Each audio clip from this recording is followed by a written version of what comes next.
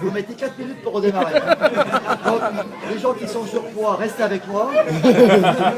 Ça vaut Les mieux. gens un peu légers, peut-être une chance de vous en sortir. Mais tombez pas dans le groupe des patrons, des monsieur De Vito, parce que ce sont des professionnels. Hein. L'administration, où elle est? Yes.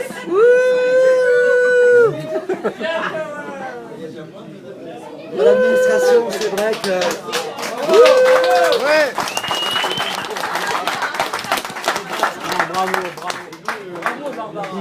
On a une pensée très forte pour Nawel, qui attend un heureux événement. Enfin, elle l'attend, c'est le début, mais bon. Elle est plutôt dans... Ouais, enfin, c'est... On ne comprend pas bien. On a l'impression qu'il y a 24 mois. À mon avis, je ne sais pas ce qui s'est passé. Je sais pas. Elle a dû faire un safari. Non, je rigole. Je plaisante. Non, mais je rigole, hein, bien sûr. Hein. Attendez, Dalila, je viens à vous tout de suite. Alors vous, c'est même plus un safari. Non, je rigole, bien sûr. En même temps, c'est pour elle, parce qu'on sait que c'est un département. Le département qu'occupe Nawel, c'est le département suivi client, c'est le département encaissement. Et quand je vois la progression de cette personne, ce qu'elle encaisse, et ce qu'elle fait tous les jours, et ce qu'elle est capable de réaliser aujourd'hui, du fond du cœur, une pensée pour elle et on l'applaudit. Hein.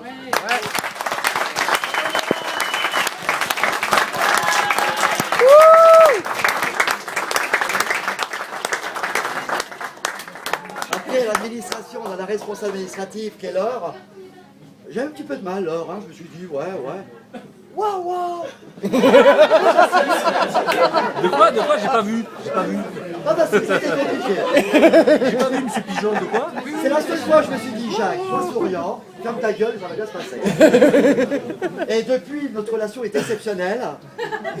Thank you, Laure. Bonne continuation, c'est bien. Il faut quand même savoir que Laure, c'est elle qui gère une grosse partie de l'administration.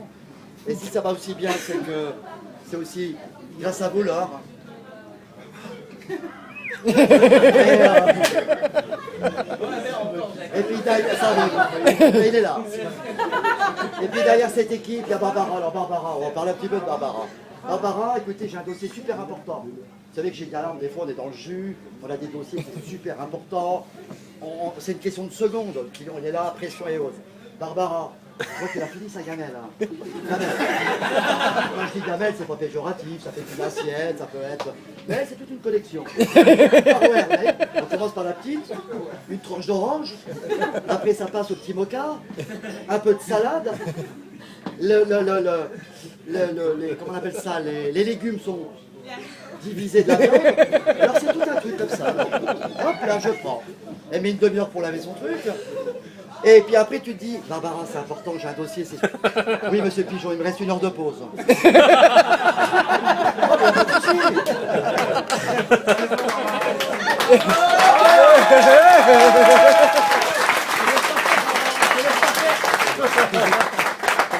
Je me dis c'est pas grave, j'ai un dossier à traiter avec Anna. Moi je vais passer par Anna, puis comme ça je reviens vers Barbara.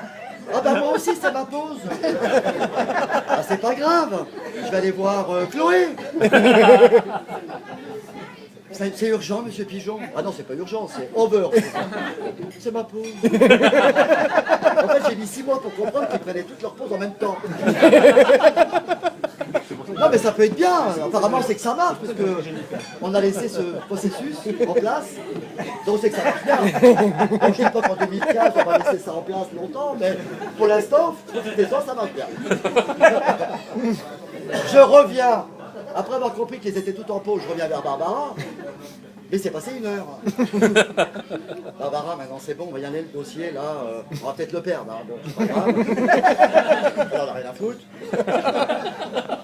Et, elle n'a pas compris le truc. Oui, mais attendez, j'en ai encore une dans le...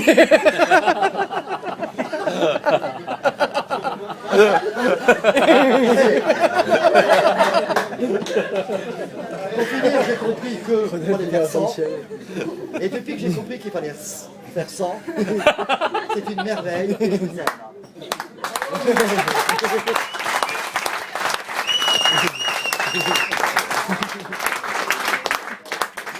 Dieu sait, c'est font aussi un boulot Important.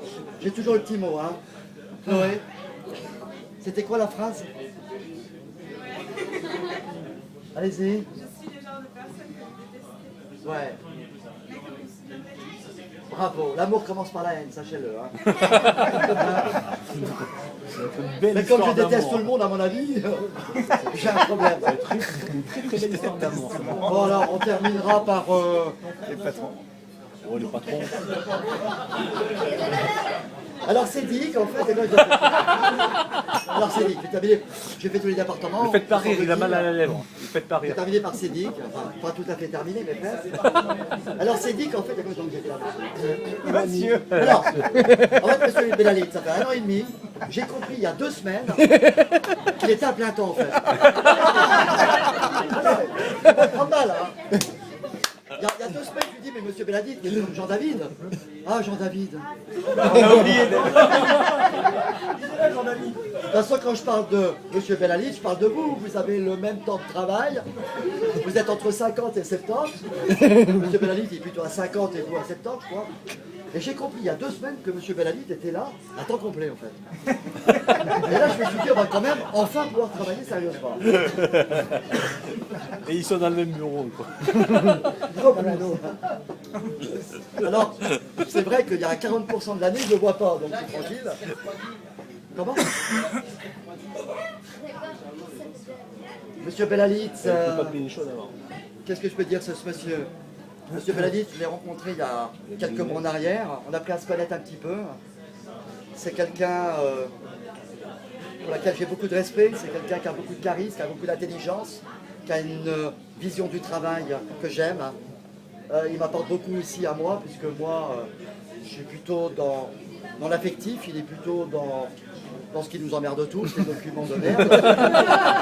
Et que si on en a besoin. Monsieur Bellalit, c'est quelqu'un qui compte pas ses heures, c'est quelqu'un qui est passionné comme moi, qui a un potentiel énorme. Je l'aime vraiment. J'ai énormément de plaisir à travailler avec lui tous les jours.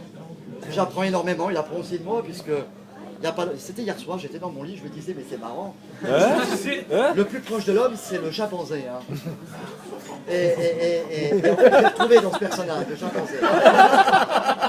C'est-à-dire que, en fait, très longtemps, je me suis dit, monsieur Bellalit, c'est quelqu'un, il est au-dessus de rien. Mais en fait, il parle beaucoup avec moi, et tout ce que je lui dis, je le retrouve petit à petit. Faut répondre, c'est dit. Mais bon, s'il en prend autant, c'est que il a compris le potentiel que j'étais. Pardon, non, je plaisante. Non, monsieur Bellalit, c'est un grand bonhomme. C'est quelqu'un qui est à l'écoute de beaucoup de gens. C'est quelqu'un qui s'occupe de beaucoup de départements. Il est partout. Il est dans beaucoup de choses. Même moi, des fois, je suis tellement respectueux de son travail que je l'aide. Parce que je suis respectueux de son travail. Je l'aime tout court et c'est un grand bonhomme. Et on a besoin de lui. Et j'attends beaucoup pour lui l'année prochaine et les années futures. Et c'est vraiment avec lui que j'ai envie d'avancer, avec vous tous bien sûr et lui-même. Parce que c'est un grand bonhomme qui a une grande intelligence, un grand savoir-faire. Et je l'aime. Bravo!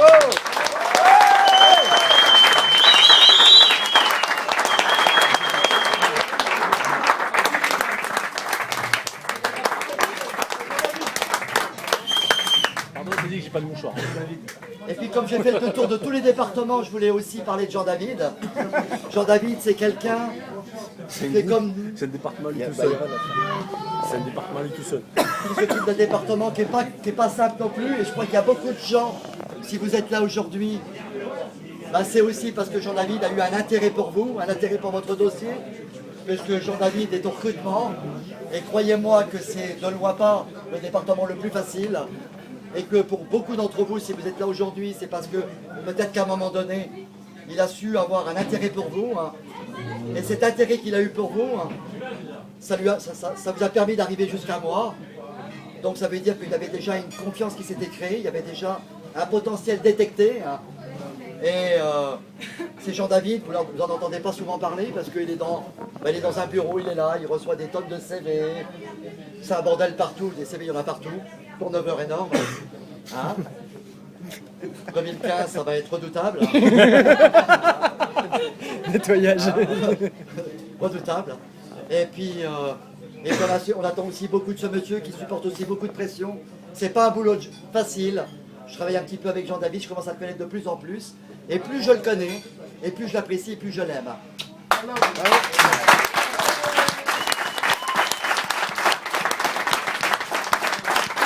C'est un homme qui est entier, on a tous besoin des uns des autres, et c'est comme ça qu'on avance chez Galarme. Et puis je vais terminer après avoir fait le tour de tous les départements.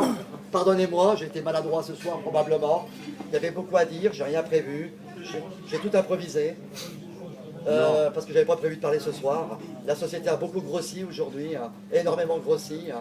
Je crois que l'effectif a pratiquement doublé entre l'année dernière et cette année, donc c'est pas simple. On a des patrons aujourd'hui, on ne serait pas là ce soir. On serait certainement pas là ce soir, sans eux. Bien sûr, j'ai une pensée pour Monsieur Le Bouffec, Monsieur Commer, Monsieur De Vito et puis bien sûr Monsieur Gex. Moi, je suis dans leur barque depuis un bon moment et je vois pas comment je pourrais la quitter. Si je devais la quitter un jour, c'est parce qu'ils en auront marre de moi. Je sais que de temps en temps, ça leur arrive, on en a ras-le-bol. Alors je dis, mettez-moi dehors. Moi, à mon âge, licenciement économique, je suis tranquille. Je perds 1000 francs sur 40 000 en ce moment. Vous avez vendu la résine là. Elle a vendu la résine. Elle a vendu la résine. De 40 000, je passe à 36 000, je m'en sortirai encore, je vous promets. Ils en ont marre. Amour des amours de temps en temps. Ils savent que je suis quelqu'un d'entier, pas toujours marrant. Un râleur, un emmerdeur. Un type qui pète les plombs de temps en temps. Et malheureusement, quand je les pète, c'est jamais auprès de vous. Ou de temps en temps, parce que de temps en temps, vous m'enflez un peu, mais ça c'est normal. Vous me faites tellement de conneries toute l'année. Michel. Et souvent, je pète les plombs auprès de mes patrons, parce que je pense que